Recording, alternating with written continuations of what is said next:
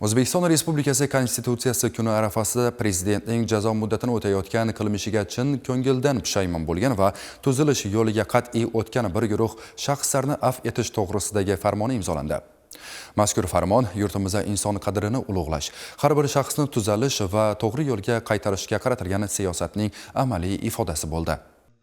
Afv etilganlar safida yoshlar, ayollar, keksa yoshdagi erkaklar, hatto chet el fuqarolari ham bor. Ular orasida asosiy jazodan to'liq ozod etilganlar, muddatdan ilgari shartli ravishda ozod qilinganlar, jazosi yengilroq turdagi jazoga almashtirilganlar va ozodlikdan mahrum etish muddati qisqartirilganlar ham bor. Ushbu qaror har bir afv etilgan shaxs uchun yangi hayot eshigini ochib berdi. Ularning ko'zlarida umid, dillarida minnatdorlik, yuzlarida esa oila bag'riga yana qaytish quvonchi namoyon bo'ldi. Prezidentimizga katta rahmat. To'g'ri tuzalish yo'limizda o'tganimiz uchun 8-dekabr Konstitutsiya kunimizda afv bilan muddatdan ertaroq ozodlikdan chiqardi. Bundan buyon foydali mehnat bilan shug'ullanamiz. Qaytib egri yomon yo'llarda yurilmaydi. Otamizning xizmatida, el yurt xizmati uchun harakat etamiz. Prezidentimizga katta rahmat. Prezident farmoniga muvofiq o'talmay qolgan jazodan to'liq ozod etilgan xorazmlik 19 nafar eldoshimiz oilasiga qaytdi. Ularning xonadonlariga shodlik kirib bordi.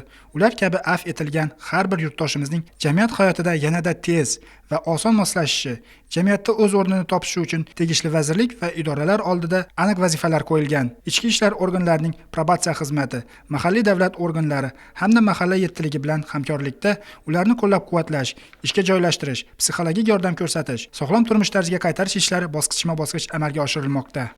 O'zbekiston Respublikasi Prezidentining jazo muddatini o'tayotgan qilmishiga chin ko'ngildan pushaymon bo'lgan bir guruh shaxslarni afv etish to'g'risidagi farmoniga asosan respublika bo'yicha 615 nafar shaxs jazodan ozod etildi. Mazkur farmon ijrosini ta'minlash maqsadida Xorazm viloyati Ichki ishlar boshqarmasi Jamoat xavfsizligi xizmati probatsiya bo'limi tomonidan afv etilgan shaxslarning yashash manzillariga kelishi, ularning ijtimoiy hayotga moslashishi, mutasaddi idora tashkilotlari bilan keng qamrovli ishlar amalga oshirilmoqda.